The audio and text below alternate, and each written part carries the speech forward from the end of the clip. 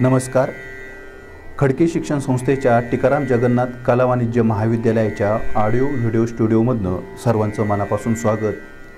संत चरित्रमालेच्या ह्या दुसऱ्या भागात संत ज्ञानदेवांच्या चरित्राचा, कर्तृत्वाचा आणि ग्रंथसंपदेचा अगदी थोडक्यात परिचय करून घेत आहोत.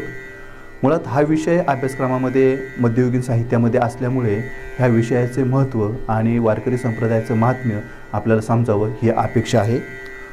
संत ज्ञानदेवांच्या चरित्राचा, कर्तृत्वाचा आणि ग्रंथसंपदेचा विचार करण्यापूर्वी त्यांची जी संचितांची कल्पना आहे, जी पूर्वसंचित योजना आहे, म्हणजे पूर्वाश्रमीचे संत ज्ञानदेवांचं थोडक्यात चरित्र आपण पाहू. आपेगावच्या गोविंदपंत आणि निराई माता यांच्या पोटी विठ्ठलपंतांचा जन्म झाला. अर्थात विठ्ठलपंत म्हणजे संत ज्ञानदेवांचे वडील. मराठवाडा अर्थात महाराष्ट्रातल्या वारकरी संप्रदायाची संत भूमी आज संभाजी महाराज नगर म्हणून ओळखली जाते. या भूमीत आपेगावसारख्या छोट्याशा गावात गोविंदपंत आणि निराई यांच्या पोटी विठ्ठलपंताचा जन्म झाला. विठ्ठलपंत हे जन्मापासून वैराग्य संपन्न अवस्थेत पाहायला मिळतात. त्यांचं व्यक्तित्व हे आपल्याला वैराग्य संपन्न, संयमी आणि धीरोदात्त प्रवृत्तीचे पाहायला मिळते. हे सर्व चरित्रात्मक भाग मुळात संत नामदेवांच्या आदी तीर्थावळी आणि समाधी ह्या अभंग प्रकरणामध्ये आपल्याला ही चरित्र पाहायला मिळतं. चरित्रकार म्हणून संत नामदेवांचा हा अधिकार आणि त्यांचे विश्लेषण हे अतिशय वास्तवपूर्ण आहे, ते सत्य मानलं जातं. नंतर सत्यमालनाथ आणि त्यानंतर पुढे सच्चिदानंद बाबांच्या परिवारातल्या काही व्यक्तींनी आणि शिवाय शेवटी संत चरित्रकार महिपती बुवा यांच्या चरित्रातले हे काही दाखले, संदर्भ माझ्या विश्लेषणात येतील. संत नामदेवांच्या चरित्राचा मुख्य आधार घेऊन गोविंदपंत आणि निराईच्या पोटी जन्माला आलेले विठ्ठलपंत हे वैराग्य संपन्न व्यक्तिमत्व वयाच्या 12व्या वर्षी तीर्थयात्रेला घराबाहेर पडतात. तीर्थयात्रा करून पुन्हा येताना आळंदीच्या ठिकाणी काही काळ वास्तव्याला थांबतात. तिथे सिद्धेश्वर पंतांची भेट विठ्ठलपंतांशी होते. विठ्ठलपंत हा वैराग्य संपन्न असलेला युवक किती तेजपुंज दिसतो आहे याचं वर्णन सिद्धोपंत घरी आल्यानंतर अर्थात त्यांच्या पत्नीला सांगतात. सिद्धोपंत यांच्या मनात आपल्या उपवर मुलीसाठी म्हणजेच रुक्मिणी मातेसाठी हा वर अतिशय अनुरूप आहे अशी चर्चा होते. पहिल्या दुसऱ्या दिवशी चर्चा होते. तिसऱ्या दिवशी सिद्धोपंत आग्रहाने विठ्ठलपंतांना त्यांच्या घरी नेतात आणि नकळतपणे लग्नाची चर्चा घडून आणतात. तिथे म्हणजेच आळंदीला सिद्धोपंतांच्या वाड्यावरती विठ्ठलपंत काही दिवस राहिल्यानंतर त्यांचा विवाह होतो. विवाह झाल्यानंतर मनातील इच्छा जी तीर्थयात्रेची होती ती तीर्थयात्रा पूर्ण करून, सफल करून आपण पुढे निघूया किंवा पुढे जाऊया अशा अवस्थेमध्ये आज्ञा घेऊन विठ्ठलपंत तीर्थयात्रेला जातात. आणि तीर्थयात्रेला गेल्यानंतर दक्षिणेकडे असलेले त्यांचे गुरु श्रीपाद स्वामी यांना ही बातमी कळते की विठ्ठलपंतांचा विवाह झाला आणि त्यांनी पुन्हा संन्यासाश्रम स्वीकारला. त्यावेळेला श्रीपाद स्वामी त्यांना स्पष्ट सांगतात की गृहस्थाश्रमीला आता संन्यासाश्रम स्वीकारता येत नाही, तेव्हा तुम्ही पुन्हा प्रपंचात जा आणि प्रपंच अगदी नेटका करा. विठ्ठलपंत ज्या वेळेला पुन्हा येतात आळंदीला त्यावेळेला 1195ला निवृत्तीनाथांचा जन्म, 1197ला ज्ञानदेवांचा जन्म, 1199ला सोपानदेवांचा जन्म आणि 1201मध्ये मुक्ताईचा जन्म होतो. आणि ह्या 4 वैराग्य संपन्न मुलांच्या जन्मामध्ये काही काळ संसाररत असलेले विठ्ठलपंत मुलांच्या शिक्षणाकडे, ज्ञानाकडे, आकलनाकडे पाहतात. जशी जशी मुलं मोठी होत जातात तसा त्या आळंदी परिसरामधील धर्ममार्तंड असलेले, धर्मपीठ असलेल्या काही ब्राह्मणवर्गीय लोकांनी विठ्ठलपंतांना विरोध करायला सुरुवात केली. मुळात विरोध हा एकच होता की संन्यास घेऊन गृहस्थाश्रमी स्वीकारला आणि हा नियमात धर्ममार्तंडांच्या पीठामध्ये अयोग्य आहे. आणि हे ज्यावेळेस लक्षात येतं त्यावेळेला मात्र विठ्ठलपंतांना आणि रुक्मिणी मातेला आळंदीचे धर्मपीठ हे शिक्षा देतात की तुम्हाला ह्याच्यातनं जर तुमच्या मुलांना लहानाचं मोठं करायचं असेल, त्यांना धर्माचा अधिकार मिळवून द्यायचा असेल तर मुलांच्या धर्माच्या अधिकारासाठी म्हणजेच मौजबंधनासाठी तुम्हाला पुन्हा एक शुद्धीपत्र मिळवावे लागेल. आळंदीच्या ब्राह्मणांनी शुद्धीपत्र मिळवण्यासाठी विठ्ठलपंतांना रुक्मिणी मातेला पैठणला पाठवण्याचा प्रयत्न केला. पण विठ्ठलपंतांनी आळंदीच्या धर्मपीठाचाच पहिलाच निर्णय मान्य करून इंद्रायणीच्या काठी देहांत प्रायश्चित्त ही शिक्षा घेतली. विठ्ठलपंत आणि रुक्मिणी माता ज्या वेळेला इंद्रायणी काठी आत्महत्या करतात किंवा देहांत प्रायश्चित्त घेतात, त्यानंतर मात्र ह्या मुलांनी पुढे पैठणला जाऊन आम्हाला आता तरी धर्मात घ्यावं म्हणून प्रवास केला. पैठणला गेल्यानंतर पैठणच्या मूळच्या आजोळ ठिकाणी म्हणजे विठ्ठलपंतांचे मूळचे गाव नेवासामध्ये असलेले आपेगाव या छोट्याशा खेड्यामध्ये गोविंदपंत त्या गावचे कुलकर्णी होते आणि त्यांना त्या गावच्या कारभारामध्ये कुलकर्णीपद त्यांच्याकडे होतं. आता ह्या विठ्ठलपंतांच्या ह्या गावी म्हणजे मूळ आजोळ गावी ही भावंडं आल्यानंतर आजोळी त्यांचं मुळात विठ्ठलपंतांच्या पूर्व आयुष्याच्या घटनेमुळं स्वीकारलं गेलं नाही किंवा स्वीकारलं जात नाही.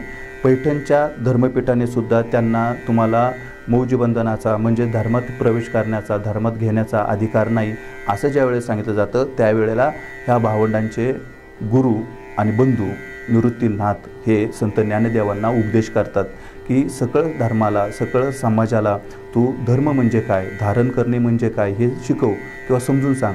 धर्माचा मूळ अर्थ धारण करणे. आता मूळ अर्थातनं ज्या वेळेला धर्म सांगायचा आहे त्यावेळेला ज्ञानदेवांनी सकळ समाज हा शब्द वापरला आहे. सकळ याचा अर्थ समाजातल्या प्रत्येक घटकाला हा धर्म समजला पाहिजे.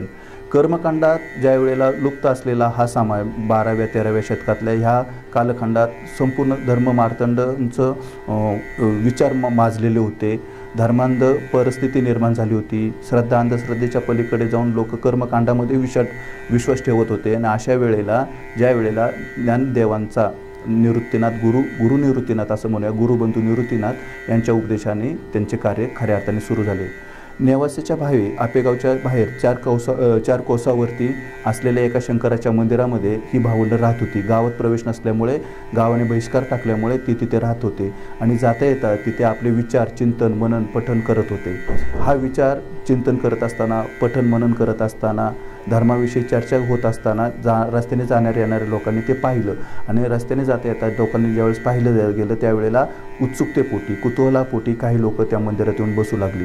ह्याच लोकांमध्ये सच्चिदानंद बाबा नावाचे एक गृहस्थ, त्यांचं साधारण त्यावेळेला वय वर्ष 86 होतं.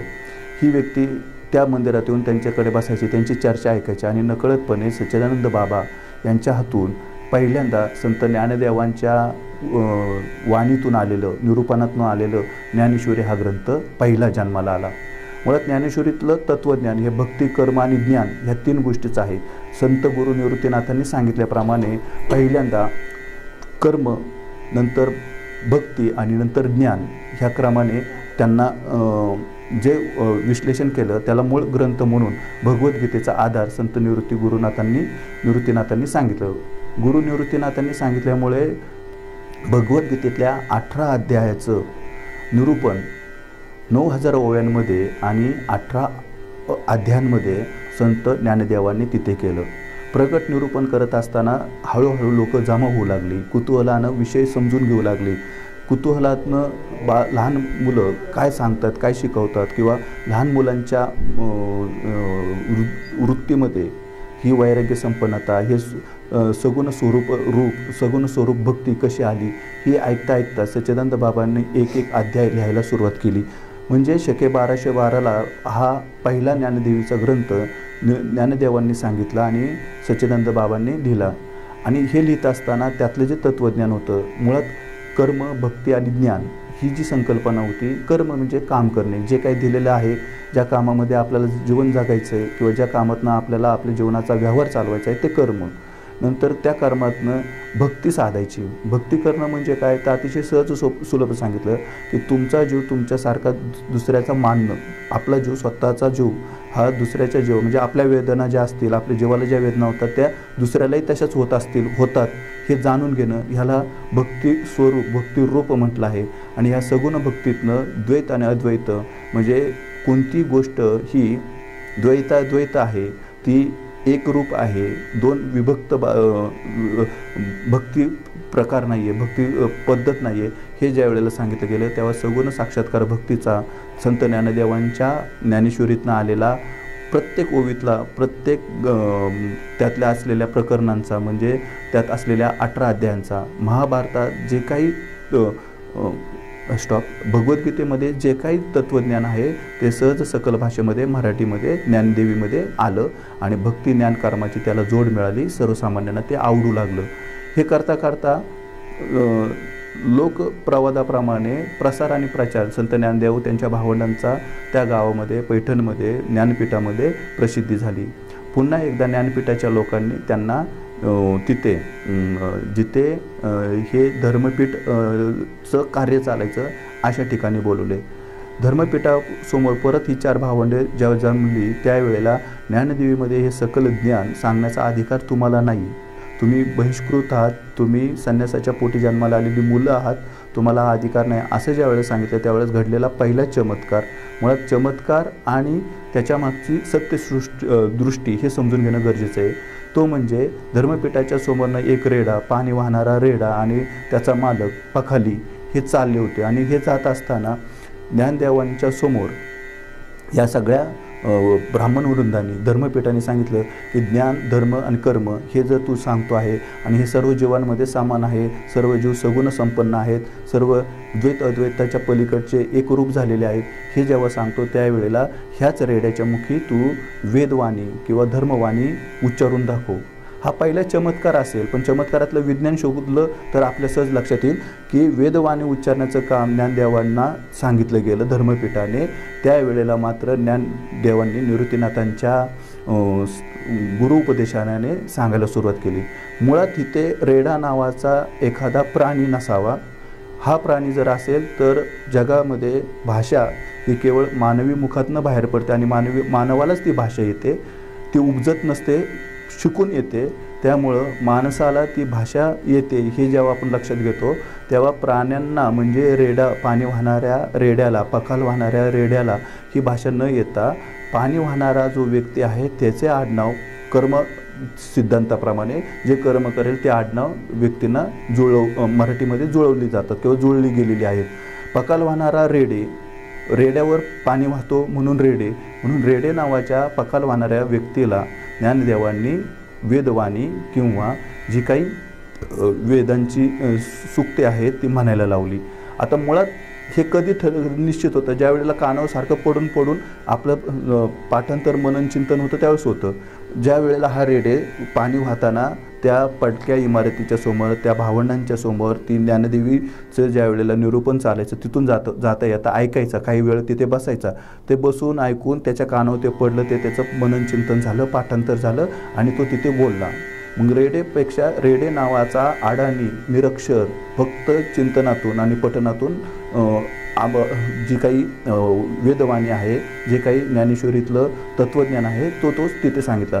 इथेच मात्र पैठणच्या धर्मपीठांचा विचार किंवा विश्वास त्या भावंडांच्या विषयी द्विगुणित झाला, वाढला.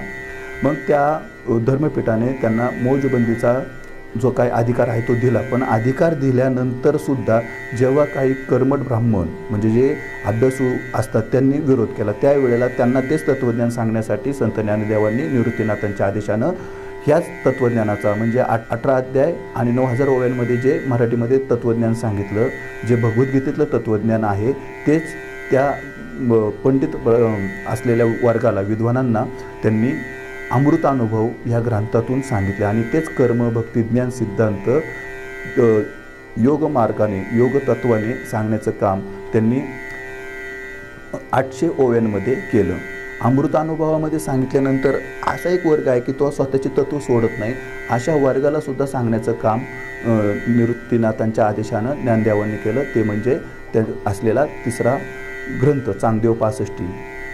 त्या 65 ओव्यांच्या रचनेतून चांगदेव 65तून योग सामर्थ्याने 1400 वर्ष योग सामर्थ्याने जिवंत राहिलेला चांगदेवाला जे तत्त्वज्ञान कळालं नाही, अहंकार आला, अशा समाजातल्या लोकांना एक उपदेशात्मक उद्देश करण्यासाठी 65 ओव्यांचं ते लिहिलं गेलं. मुळात हे पत्र आहे चांगदेवाचं गर्वहरण करण्यासाठी मुक्ताईच्या सांगण्यावरून निवृत्तीनाथांच्या उपदेशाने ज्ञानदेवांनी तो ग्रंथ लिहिला. आता ह्या 65 ओव्यांमध्ये जे तत्व आलं, योगसार जो आला, योगतत्व जे आलं, ते योगतत्व मानणारी जी प्रगाढ पंडित असलेले, तत्वनिष्ठ असलेल्या कर्मठ ब्राह्मणांना त्या 65 अभंगातनं शिकवलं गेलं किंवा सांगितलं गेलं. मुळात इथं ब्राह्मण ही एक जात नसून ती वृत्ती आहे हे पहिल्यांदा समजून घ्या. या वृत्तीविषयी ज्ञानदेवाने सकल समृद्ध ज्ञान अध्यात्म सांगण्याचं काम केलं. आता मुळात हे ज्ञान आकलन करून घेतानंतर शेवटी तुमच्या लक्षात येईल की ग्रंथरचना झाली, पण अडाणी निरक्षर असलेल्या समाजाला काय, त्यांना काय सांगायचं, कसं सांगायचं.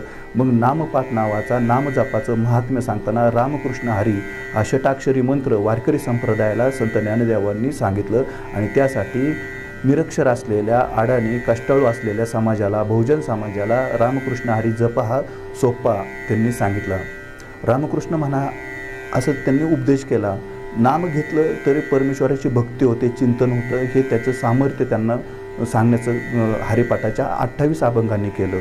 आणि रामकृष्ण हरी सोप्पा हा मंत्र हा आजही वारकरी संप्रदायामध्ये रोजची संध्या म्हणून सकाळी किंवा संध्याकाळी म्हणण्याची परंपरा प्रगत आजही आहे. अशा पद्धतीने चरित्रातून ग्रंथसंपदा, संत संपदेतनं कर्तृत्व ज्या वेळेला संत ज्ञानदेवांनी सिद्ध केलं त्यावेळेला अखिल विश्वाची माऊली म्हणून त्यांना जे काही स्थान आपण देत आहोत ते खूप महत्त्वाचं, मौलिक आहे, मौल्यवान आहे. हे माझ्या दृष्टीनं खूप महत्त्वाचं होतं. कारण की ज्या वेळेला एखादी 16 वर्षाची व्यक्ती, 16 वर्षाचा छोटासा युवकही नाही आणि तरुणही नाही, अशा अवस्थेमध्ये ज्या वेळेला अखिल विश्वाचं तत्त्वज्ञान सांगतो, 21व्या वर्षापर्यंत त्या तत्त्वाचा प्रसार आणि प्रचार होतो. आजच्या काळातनं विश्लेषण करता त्या काळ बघायचा, त्या काळात एवढं मोठं कार्य करणारी व्यक्ती वयाच्या 21व्या वर्षी संजीवन समाधी घेते आणि वारकरी संप्रदायाच्या परंपरेमध्ये एक ज्ञानाचा तेज, ज्ञाना कैवल्य जन्माला येतं. ते ह्या संत ज्ञानदेवांच्या रूपानं. खरोखर संतांचं चरित्र पाहत असताना ह्या पहिल्या भागात संत ज्ञानदेव समजून घ्यायचा असेल तर संत ज्ञानदेवांच्या प्रत्येक शब्दातून येणारा वारकरी संप्रदायाचा श्वास समजून घेणं खूप महत्त्वाचं आहे. मुळात हा श्वास समजून घेताना एका श्वासामध्ये असलेलं तत्त्व, जीवनतत्त्व हे वारकरी संप्रदायातल्या संत ज्ञानदेवांनी दिलं. म्हणून मागच्या भागात माझे स्नेही मित्र हरिभक्त पारायण प्राध्यापक स्वामीराज भिसे जसे म्हणाले की बहिणाईच्या रूपकातनं ते म्हणाले की संत कृपा झाली इमारत फलाली, ज्ञानदेवे रचेला पाया तुका झालासे कळस. हा ज्ञानदेवांनी रचलेला पाया वारकरी संप्रदायाचा आजही 750-800 वर्षानंतर परंपरेने त्याचा विस्तारच होत आहे. हे खूप महत्त्वाची गोष्ट आहे. अध्यात्मामध्ये एकत्र येणारा महाराष्ट्रात एवढा वारकरी संप्रदाय, एवढा समाज हा अखिल विश्वात नाही आहे. कसलं आमंत्रण निमंत्रण नसतानाही एका विशिष्ट वारीला, आषाढी, कार्तिकी, चैत्र आणि माघ वारीला लाखोच्या संख्येने ही लोक ज्या वेळेला संप्रदायातली वारकरी एकत्र येतात त्यावेळेला माऊली म्हणून ते लहान थोरांचा सन्मान करून एकमेकांच्या चरणी दर्शन घेतात. ही परंपरा, ही पद्धत विश्वाला सामान्यतः सर्व धर्मसमभाव ही कल्पना, पण साम्यक बुद्धीचे जगणं, साम्यक जीवनाचा पाया संत ज्ञानदेव सांगून जातात. संत ज्ञानदेवांविषयी चरित्रात्मक बोलायचे असेल तर त्यांचं साहित्य आपल्याला बाजूला ठेवता येत नाही. ज्ञानदेवांच्या ज्ञानेश्वरीमध्ये भक्ती कर्मज्ञान सामान्य माणसापासून अगदीच पांडित्यपूर्ण असलेल्या विद्वान असलेल्या लोकांपर्यंत सांगण्याचं काम ज्ञानदेवींनी केलं. तेही अतिशय संक्षिप्त सांगण्याचं काम अनुभवामृताने केलं. आणि अनुभवामृतानंतर अगदी संक्षिप्त रूपामध्ये जे फक्त तत्वांशी एकनिष्ठ असून जीवन जगतात, अध्यात्म पाहतात, अशा तत्वनिष्ठ व्यक्तींना चांगदेव 65मध्ये केलेलं आहे.